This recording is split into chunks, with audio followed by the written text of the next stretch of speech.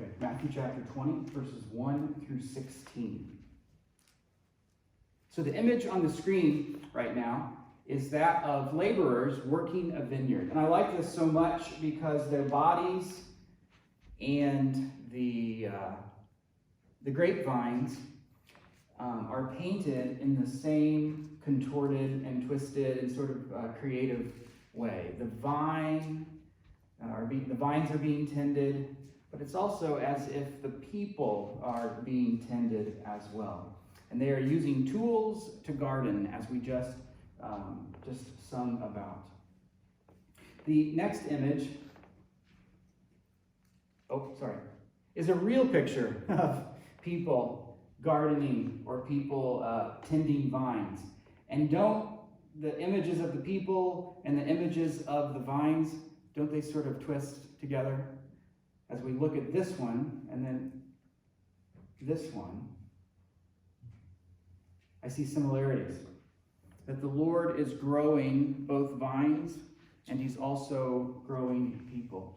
Now this parable is offensive to some folks. And remember that Jesus will be offensive based upon the soil of your heart. For those who are looking for rescue, for those who are looking for goodness, they meet Jesus and he is Savior. But for those who are building their own kingdoms, whether in their hearts and minds or physically in the world, and do not want to have anyone else but themselves be God, then Jesus is offensive. He's the same guy. He's the same guy. But based on the soil of our heart, he comes to us in different ways. So if you grew up in the church, you remember that this parable goes like this. A guy needs some workers to work his vineyard. He goes to the street corner or he goes to the barn where everybody hangs out who's looking for work that day. And he hires a group of workers 4 or 5 times throughout the day. And then he pays them the same at the end. So there's the picture, the snapshot picture. Now the street corner or this barn that the workers would hang out at, looking for work each day, day laborers is what they were.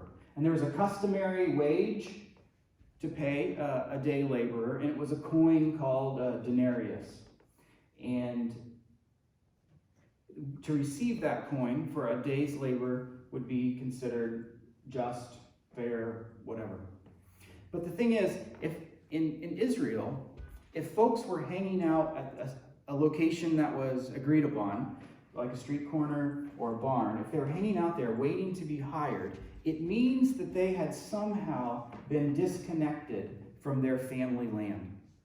Right? Everybody in Palestine is supposed to have land gifted to them, promised to them. Their sustenance, their housing, their water, their food was promised to them in the land. And so if folks are not on their own family land, somehow in the generations as we've spoken, there might be something that broke it apart, which wasn't supposed to stay that way, but they didn't quite follow what they were supposed to do based upon the promise given to every person. Because they exist, they should be taken care of in terms of food and shelter, land and housing, water, the natural goods of the earth. So they've been disconnected, which means that somehow they're in poverty. They're in poverty. And so instead of having work to do long term, they show up and hope that someone will hire them for the day. Let's read. Verse 1 of chapter 20. The words of Jesus. For the kingdom of heaven is like a landowner who went out early in the morning to hire men to work in his vineyard. He agreed to pay them a denarius for the day and sent them into his vineyard. About the 3rd hour, or we could say 9 o'clock, went out and saw others standing in the marketplace, doing nothing. He told them, "You also go and work in my vineyard, and I will pay you whatever is right." So they went. He went out again about the 6th hour or noon, and then the 9th hour or 3 o'clock.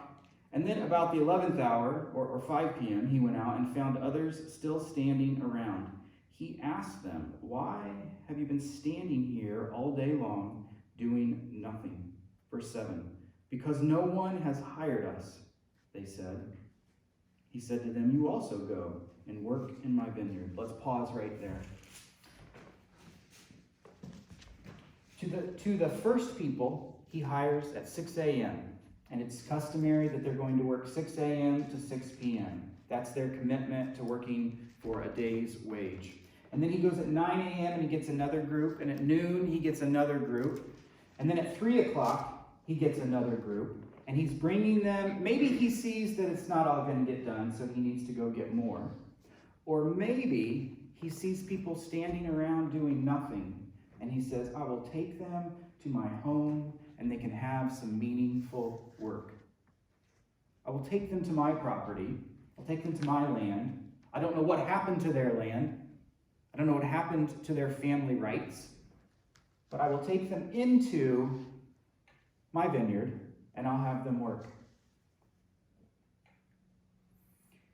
Then he goes and finally, and maybe you've heard some songs about the 11th hour, or that's a sort of a phrase in American culture sometimes. Things that happen at the last minute, the 11th hour. But actually it's 5 p.m. because the day's wage goes from 6 to 6. And so he goes out with just an hour left. And he goes and gets more people who are standing there. Now, a denarius, believe it or not, is worth about $3. In our terms, about $3. But that doesn't really tell us anything until we know what we can buy with $3, right? And so a loaf of bread that is needed for sustenance in that market cost about $2.50. What's so interesting to me is that the cost of bread goes from like 79 cents if it's a day old, or if it's old, to $1.29 or so. But I would say most people in East Central Indiana spend between $2 and $3 on a loaf of bread. It's weird, man, isn't it? That the price of bread, a loaf of bread, is still about the same. I mean, you can get more expensive bread and cheaper bread, but it's right about there at that price point. Well, if that's the case, then for their day's wage, they're spending 5/6 of their income. 5/6 of their income on food. And that's not even a balanced meal, leaving them 50 cents left for other things that they might need in life. So not only are they disconnected from their land, which was promised and they have rights to, someone has not made their obligations on upholding the rights of these people if they don't have any place to work for themselves. Also, the day's wage is really just enough to keep them alive. And I'm not going to use any bad words, but isn't that what our system does too? To those who are poor and working, just enough to keep them alive.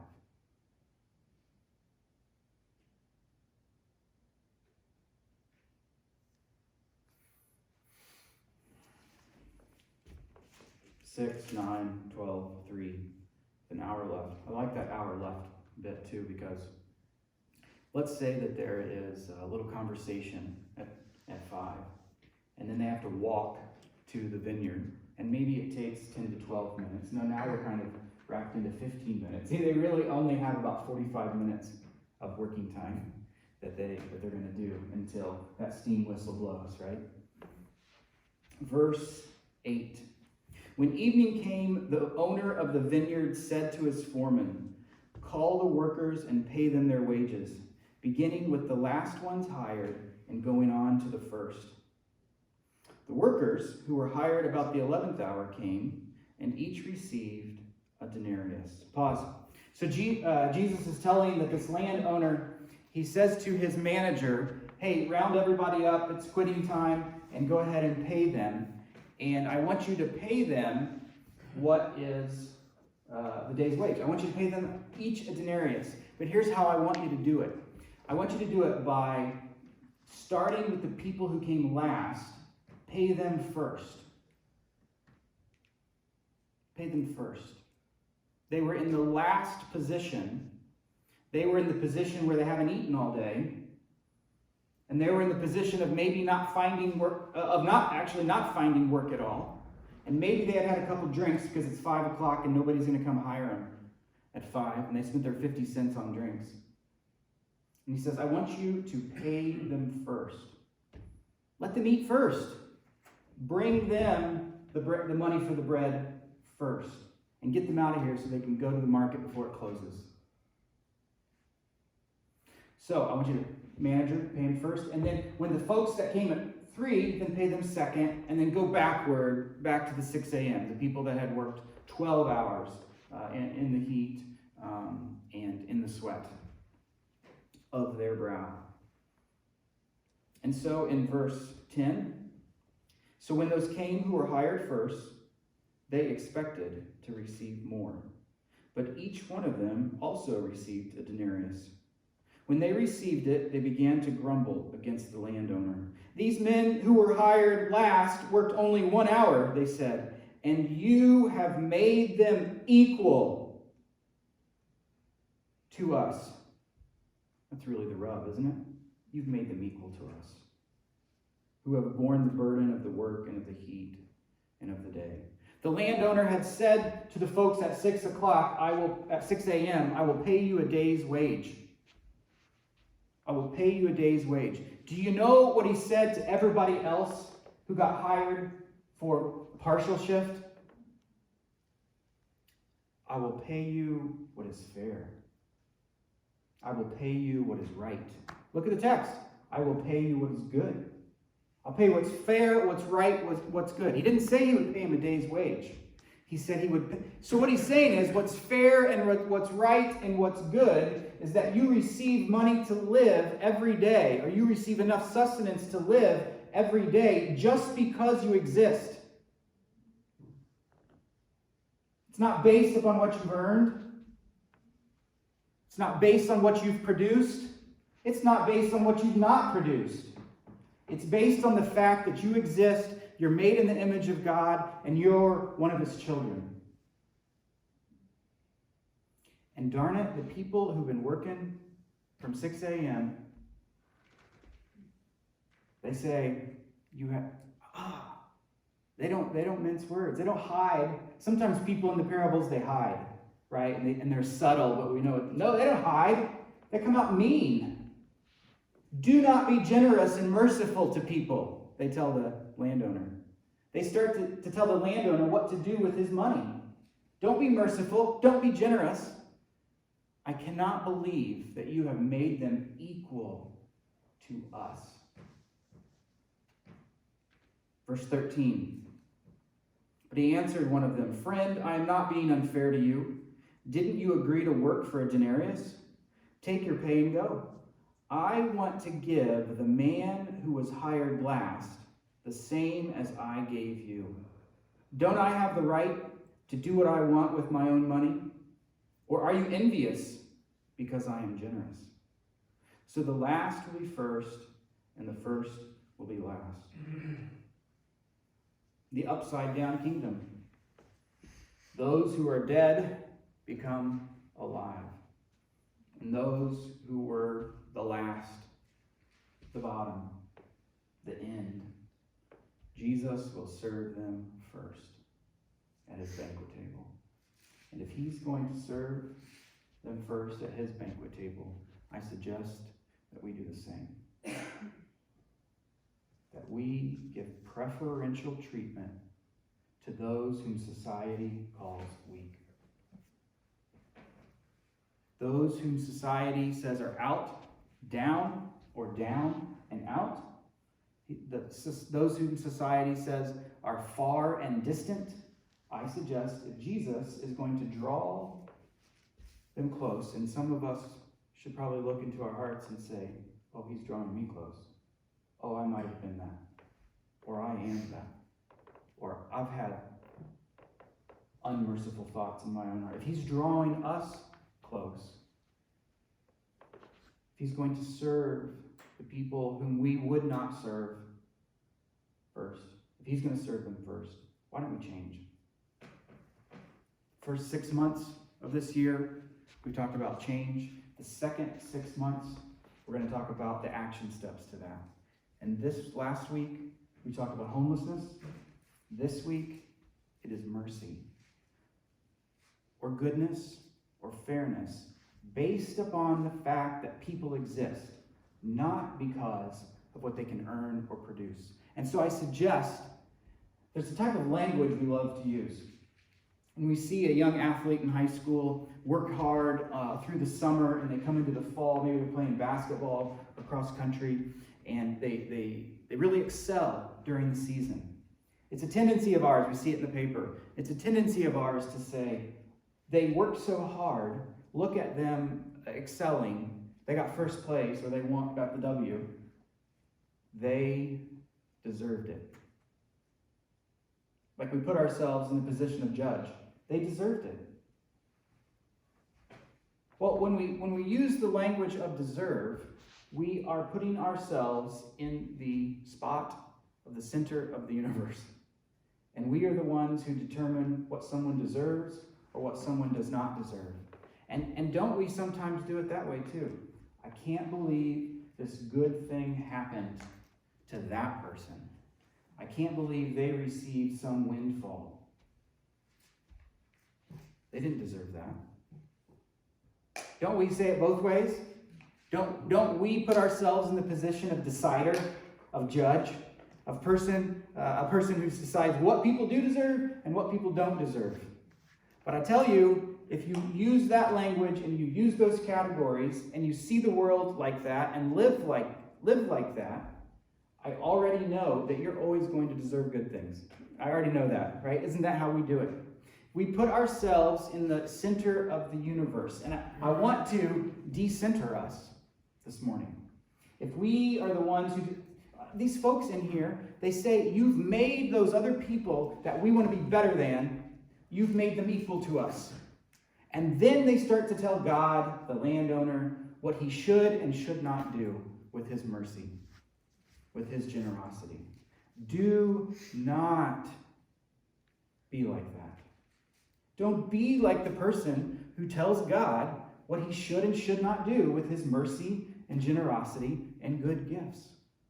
And so to decenter us, we sometimes think that we are the center of the universe, or maybe our culture is the center of the universe, or the way that we view the world is the center of the universe. And everybody who doesn't have those same clothes, who doesn't speak that same language, who doesn't have the same skin color, who may eat different food, who may view time differently, family, anybody who's different than us, and it has to be enough steps different, right? We categorize how many steps different people are from us. Enough steps away different, and we say that, boy, when bad things happened, yeah, they had it coming. We say that in our hearts. Well, they don't know the Lord as well as I do. That's probably why they had a tidal wave. They don't know, they haven't worked for the Lord or been the servant of the Lord for as long as I have, or as long as my culture has. I bet that's why they have they all have that health problem. I bet that's why they all have that same sickness. Or we start to talk about genes. The folks that made the first image that we looked at have generally brought, not that we all couldn't do it, but the folks that are from the area of that first image that we looked at. They've plagued the world with trying to determine whose genes are better than others. That's demonic, just so you know. when we talk about someone having good genes or bad genes, and then somehow we exclude them or include them, or we think better or think worse, or we wonder, leave that. Nothing but demonic stuff there. Everyone is made in God's image. And so I would encourage you to leave the language and the categories of deserve. To leave the language and the categories of who's better off and who's worse off. To leave those things and step out of the center of the universe and recognize that you really weren't it anyway, and that God is the center. And he is the one who determines who he gives mercy to. And the sooner we learn that, the more joy and peace and service we will have. The sooner that we learn that God is the one who makes us equal, that God is the one who has said to all the ethnicities, I love you equally. God has said to all of the language groups, I love you equally. God has said to all the peoples of the earth, I have made you. You were created in my image.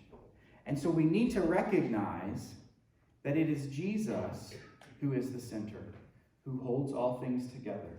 And if he wants to give good gifts to those whom we have excluded, or to those whom we have left at the bottom, if he wants to give good gifts, then we better get on the train.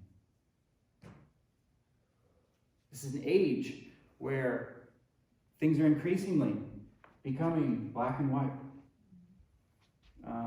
Some gray areas that we used to operate in. Lines being drawn. And I just want to let you know that as best as my ability, to the best of my ability, I will always side with mercy. Because that is what the center of the universe, Jesus Christ, does. Always with mercy. We get caught when we start to think that there's not enough to go around. And I will tell you that politicians like to say things that divide us. Some politicians like to say things that divide us so that we think we have an enemy, so that we will become a voting block for them. And so do not be lured into being afraid of other people. Do not fall for that trick. You do not need to be afraid of other people. We do not need to be divided into voting blocks that are based on fear of another person. This is not the way of the Lord. It's not the way of Jesus. Walk out of that. You walked out of Egypt, walk out of that. We think that the pie is only so big. Well, I'll tell you, there is no scarcity.